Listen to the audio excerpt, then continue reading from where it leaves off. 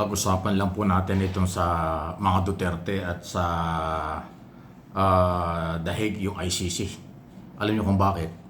Ah, pumapalag at nagagalit itong kampo ng mga Duterte, lalo na si Sara Duterte, doon sa welfare check na di umano'y ginawa ng Philippine Embassy dyan sa The Hague.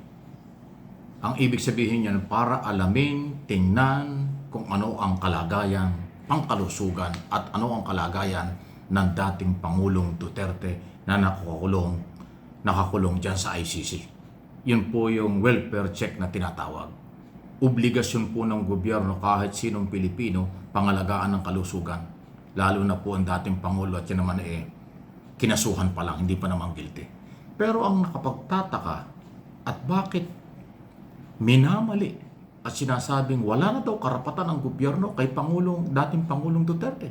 Sabi ng mga Duterte, sabi ni Sara, ipaubaya na daw ng gobyerno sa kailang pamilya si Duterte. Huwag na daw makialam ang gobyerno. Kabaliktaran na naman. Ang mga DDS, panay ang sigaw, tulungan si dating Pangulo para makalabas sa The Hague, ICC. Diba? Tapos ngayon, ang sinasabi ni Sara Duterte, huwag na daw tulungan, ipaubaya na lang sa kailang pamilya si dating Pangulong Duterte. Pero yung ginawa naman ng gobyerno through embassy sa Netherlands, diyan sa The Hague, yun ay karapatan na i-check kung ano ang kalagayan, pangkalusugan, seguridad at iba pa ng isang Pilipinong katulad ni Duterte. Ayaw nila. At kinakagalit pa. Alam niyo kung bakit po nangyayari ito. Ganito yan sa aking opinyon. Kung yung magugunita, pinapalabas po ng mga Duterte at ng kailang abogado, may sakit si Duterte. Makakalimutin na, hindi na daw nakakakilala. Para sinasabi nila ay talagang hindi fit, walang kakayanan na pangkalusugan, kaisipan at lahat para humarap sa ICC para doon sa dapat ginawang pre-trial noong September 23. Yun ho ang gusto ng palabasin. Hindi na daw fit, hindi na daw tama ang kalusugan at hindi daw kaya ni Duterte humarap sa ICC. Yan ang kailang pinitisyon at sinasabi. So dahil dyan, ang Philippine government, dahil si Duterte ay Pilipino, may obligasyong alamin kung anong kalagayan. Kasi ang trabaho ng ating mga embassy sa buong mundo ay pangalagaan ng lahat ng Pilipino. Nakakulong, nagtatrabaho, turista, basta Pilipino, yan ang mandato ng Department of Foreign Affairs under the law. So, kaya nga, welfare check para alamin ang kondisyon, kalusugan, lahat-lahat ng dating Pangulo. Ayaw ngayon. Dahil ba hindi kayo nagsasabi ng totoo? Dahil ba drama lang na sinasabi nyong may sakit si Duterte para lang ma-justify ang hindi pagharap sa pre-trial o trial sa crime against humanity? Kasi kung totoong may sakit, dapat matuwa pa kayo dahil tutulungan ng gobyerno. Inaalam ng embassy. Kung talagang may sakit, makakatulong yan para makumbinsi ang ICC na talagang hindi kaya, physically hindi kaya dahil may sakit. Malalaman. Bakit ngayon nang titingnan ng kalagayan, galit pa kayo at ayaw nyo? So ano ito, drama? Palusot? Abay, delikado yan. Again, isa pa. Ang ICC ay kumpleto ng mga doktor. Ang ICC, International Criminal Court, mayroong obligasyon sa seguridad, pangkalusugan, at anumang pangailangan ng akusadong katulad ni Duterte. At kahit na sinong akusado na may kaso sa ICC, obligasyon nilang pangalagaan yan.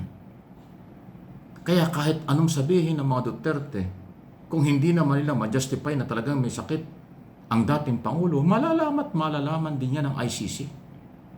At yan ang purpose kung bakit gumalaw ang Philippine Embassy dyan sa Europe para alamin. Kasi nga meron silang obligasyon. Di ba dapat natuwa pa kayo dahil tinutulungan ng embassy? Bakit ngayon sasabihin nyo, huwag na kayo makialam, kami lang ang bahala sa aming pamilya? Ano ito? Meron kayong pinagtatakpan? Natatanong lang. Meron kayong itinatagong katotohanan? May sakit ba o wala ang dating Pangulo? Hindi pa talaga fit na humarap sa trial o nagdadrama lang. Na itatanong tuloy yan Kung magagalit na naman kayo, pero ulitin ko, dapat matuwa kayo dahil inaalam yung kalagayan.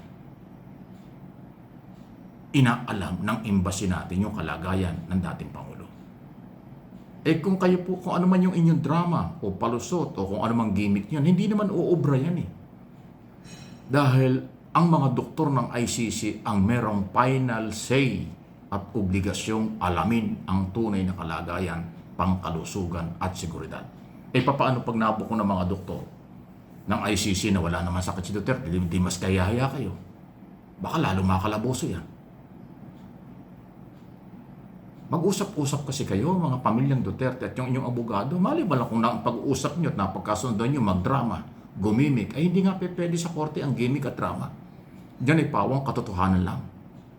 Ang kalusugan, statement at lahat, alam naman ninyo, abogado kayo eh. Ngayon, kung yan ay drama at strategy ng inyong abogado, abay delikado kayo. Magpalit na kayo ng abogado. Hindi ko naman pinangunahan. Opinion lang.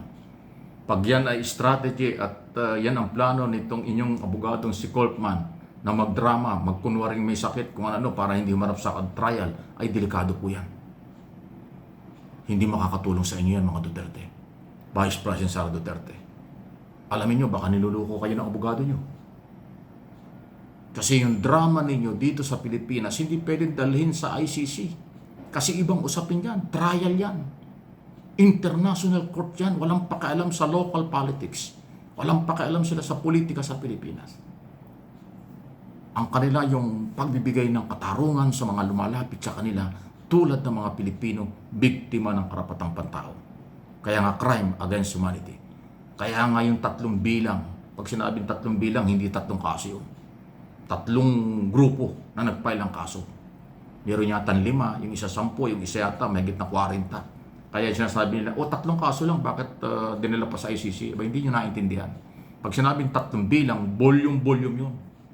Bawat isa, volume. 3 yun. So, ilan yun? Kaya nga tingin ko, mga more or less, mga 50 complainant yan eh. Hindi ibig sabihin 3 counts, 3 tao lang. Hindi po. Volume yun ang complainant.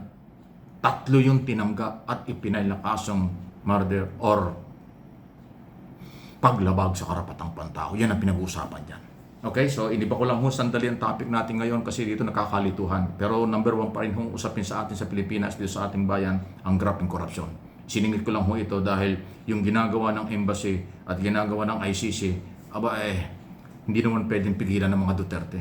At yung galit ni Sara Duterte sa gobyerno dahil nakikialam daw, dahil daw merong welfare check, para bang hindi daw dapat gawin. Hindi pwede yun. Nasabi ko na ko ng dahilan. Paki-review lang ho ninyo itong ating topic. Paki-like and share. Walang personalan. Issue lang ito. Huwag kayong palinlang. Wala akong kinakampihan dito. Ang aking sinasabi rito, yung proseso. Pag umiiwas sa proseso, nilinlang ang proseso, delikado yan. Sumunod na lang po kayo. At aminin nyo kung anong totoo. Ako naniwalang malakas si Duterte. Malakas yan. Hindi magkakasakit yan. Naniwala kayo. Malamang stress, hindi nawawala yun. Pero yung kalusugan, palagay ko healthy yan.